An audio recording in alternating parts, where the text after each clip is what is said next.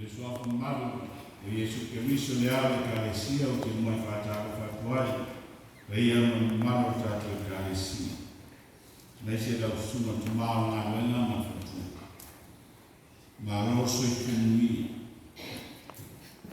ma lo taya ma tamu ma le langi ma ia le tuo tatu filai monu o le tuo ino si fatasi ta mo tatu filai tolu lo mama ave ino ma fatai le wa ia la pa ya toni family no CCS ia le allow me sua fam le to just for you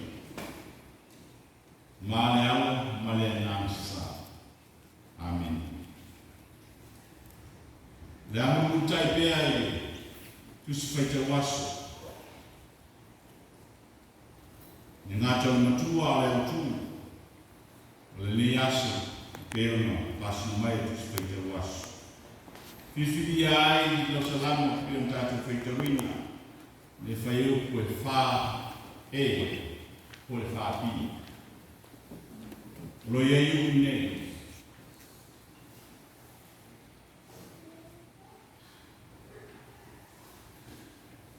ua whaia whoi e ia ana ngā wenga uma i whamau. Ua whaia whoi e ia ana ngā uma i whamau. O le Matua le nā. Au tua maho whaunga Alofa tumau o le atu. Alofa tumau o le atu. Ua tai so i lau whawhonga ma lau whalongo le neu o le Alofa. Mau manino i lawa ai o lau silsila le tele o i tuai ngā Alofa. O le maua se tasi o po mai Amerika, ta peni Amerika, loia ta ai o le Alofa, o le marosi lea o tangata poto, o le opena lea mo le o Alofa, o se lea whai ngā ruenga more tangata poto. Love is the power of wise man. It is a net for a lover. It is a tool for a clever man. I have mai Nicolaus Paka. O le Alofa e pēr matani e te leiloa. Ai e te lamona ina. Love is like a wind. You cannot see, but you can feel it. Taua ile e tu ia Atua tam sisi i lana tautolanga i aso rosku marfa o mati lua afi rosku matolu. I le fata sina sa whai e whalau mei. I fata ua ai ngan Salamo sa ia taua ai o le Alofa o le Tusi lea o le vā. O le vā o tangata i tangata. Vā o tangata mo le sio nanga. Vā o tangata ma le atu. Whate taina o le vā o tangata. E a fua na Alofa i lo Alofa mai. E peo no aia i Alofa. Si Alofa i asu lea. Le a fua o si se whalawe le laina. O na sa Alofa mai laina i maliu o le Matua. O lono i ua whātau Alofa. Alofa atu, Alofa mai. Peitari tau talanga profesa o polua ai. I le whamanatu ina o whāsu tau sama seminari i nana fōu. Le aso rosu mo le ono o ioni mua afe rosu mo tō. E whaautu o le uta profeta ma le mai tau whātau. Sa i whamawha ai le Alofa whātau. Ai le Alofa whōpau. I le māmalama le manati. O le Alofa whōpau lo mātele i le whaongaina. E au lotu maaina i le ni mai tāna. O le fua pau, le tusai ai na mai, ma le ainga na malosi. E o a pea whasoa, se whanunga. E tusalava, le lima mai, ma le lima malosi. Whate tainga, maua se tusamoa, e se furu, whawai moa, i se whalawela. E tusawai moa simi, e lima malosia e tui titino na aina. Ma vai moa, ale isi tangata. E tua telelo na aina, lima vai moa. E fitu foi vai moa. O le alofa Faitau, e whaasoa vai moa, pea whai o kusa vai moa se fuma wha. O lono ino le aina maosi Matua titi, e vanu la tu vai moa. Ale aina e vai vanu vai moa. Matua tele, ale aina e maosi, wha vai moa, ia manatu. Jolais. O lono minga, o le alofa e fua i pai, fua i leo o tupu. E le fua pau, a e fua Faitau. O le alofa na fa Yesu, e tai mi le iai, e kute mi le pale iai, i le soifuanga e soifua mo wola. E tai e le mau o le fai Salamo, pe o tātou Faitauina le mintaia. O le alofa o le whamaoni lama mea. A mata fai Salamo le nei. I le wala au o le fai Salamo le nunu. I nei rivi. Ma whamanu le atua o lona mene. I e whatu se pese fau. Ma tāle ki tara. Ma i ni le atua siesiese. Le atua na whaia ngā ruenga uma i le whamau. Pe titi, pe tele, le alawa se ngā ruenga na whaia le atua. Na whaia lava ma le whamau o lona Alofa. Tau tino le whai Salamo, ngā ruenga uma na whaia le atua le aia ma se mea le whaia tonu. O le whaia le langi ma a uma o lo iai. E le i whapa ole o na whai. O le tau singa o tangata uma o na nofo i lalo le rangi. E le i tuta mala pe whatara le iai le atu. O le tū o savali o le nofo o mana tuna tuna loto i tono le loto. E le i kua o ai le si whamapa i a le atu. Na ia tau silama ma le whamau. E mama nama le lei le manatu. I le tau tinonga le fai Salamo. E whale anga ina e le alii. Tau pupulenga anu ese. Ma whai uka le ina. Ma whawhama le anga te ngata le ame tonu. Mana tua foi o le taimi o le talamu nei. O le taimi o le tāwheanga. Taimi o lo whatawhea Israelu u ese. Atua ma le omi o a fia ai o latu soifua. Israel sa manatu o tula foina i latu o le atua. Au fata fea i la o le ese. Le nua mio le ana mai palu mutita. O manatu o le tue manatu mai le atua. Ia i latu e tusa ma le fea menga o sia. E fai Israelu mona nuku whiwhiria. Peitai. E ui na whalu te tā, mau au i lau le ese le Israelu.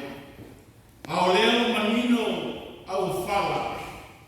I le wha maongi o le alofa o le atua i a ato.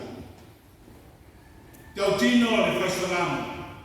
E wha moe pēa i mātou. I le alofa pa maoni o le atu. Ina i la mea i nga tau me le oti. Ma wha aola ina i nga tau le oni. Wa lava whasoa ino stoi fuana. E tumau pea whamaoni o le alofa o le atua i atua e maa mai tātou. Ma o te awhoi lea mo tātou ni tai a. I e tumau le whamaoni o lo alofa i le atua. I so se mea tātou te whai. O lai e su i lana whata oto i le au auna le ane o tonu ma le maua. O le whamaoni me isi. E whamaoni ko i o ia i me te. A whai tātou te le whamaoni le oa o le ane o le tonu. O ai se nga te tu watu i ai le oa moni lava mai le tu. O le whamaoni o le alofa o ruta. Ia na au. Na leso o muni ai, pe whawhiti ai, i whawhita au o le Tusi Matua. E pe ona i e tau tino le mea e te awai o te awai. O le mea te oti ai o te oti ai. E whai o nuku mo nuku. E whai o tua mo o tua. E tā hua le whamaoni o le alofa i so se mea tātou te whai. A wālo alofa i so se mea te whai o lo whamaoni whoi lea. O lo alofa whoi lea e mea tu. A whai tātou te le whamaoni o tātou le alofa whoi. Sao iai sa ni maniwa se kasi o mo le asu lulu. Tuma mai. Sa mo mawai ni tina e whape. Sa mata la whai la wo. Mala wo leo mani. I le lua afi matas. Ai whatu atu whatu sie na ua ia me. Ai maniu na kamalea. Ia iu. O fua atua le fua Faitau. E le pali. Tua le whamaoni a o lo. O lona winga e whaile a mio lea o lo. O la so i fuoron to lo whaipoi. O la ala so i fuoron o lona winga. Le whamaoni la o. Ai le Alofa. Le tina. O fua whata sia le. Awa foi la se fia tina la e to duo o la o. Ya la o ba ko tele. Io le ai se Alofa. Le ai foi se maona. Le tio o Tusi a Matua ora sala. Na le otia. Ya e me i tama kasi o go. Le la o. O na ia a mio e media. E Alofa i e tio. E sao le loto. E pese le o pese. Sosko e ngā mea fia ia. Alfa alvila. E le ese seni. E le se taulanga. E le se Alofa fia. E whai. A o te whai atu. A le mea Alofa i atu. Na wole. E Alofa i lani polisi. E le mawhaia na nisi pongesi. E pongesi ia ke ni uma wa. Pingo wa. A te mai tala ia te. Te noa nius. O lo Alofa i e le. O to amalu. O mena ta o pe. O mena ta o pe. O le Alofa alat. O mea funna ta o le Alofa. E Matua pe lo anu.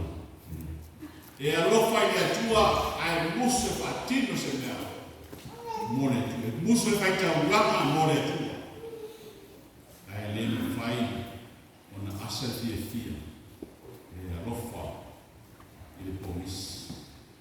E te le ati o na Alofa i pomis. Nai lo le atu. Ioe. E lo Faitau na i no ia kasu te kasi. Mantua lo betul tu fenga taulang. Sau fenga taulang ese ane. Pe ane. Le upane masa ni pe ane.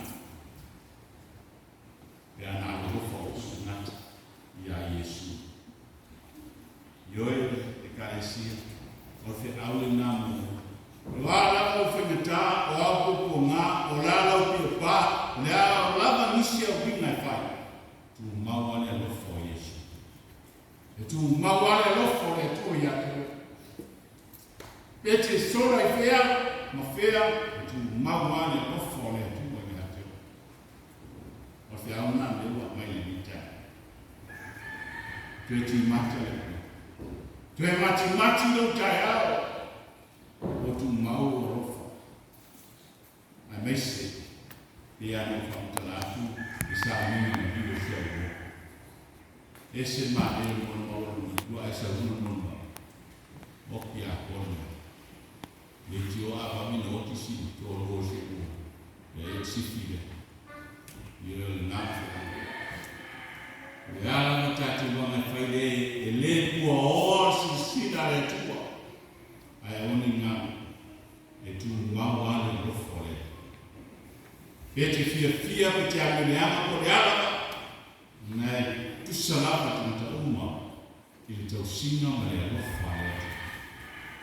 Ai ya un tanu ese ya un tanu le nao Tusi. Alfa manatu le lecha yao o e ma ko tatu e tu mawane lo fole. Le asa tagia ele nana. Yesu Kristo la mai. Olo manino ai le lofo le tua yato. Tingala la fa tao sa to. Ai le fa to lumi na lava fina ngalo mo tama. Ono oema. Ile ya tamo le o.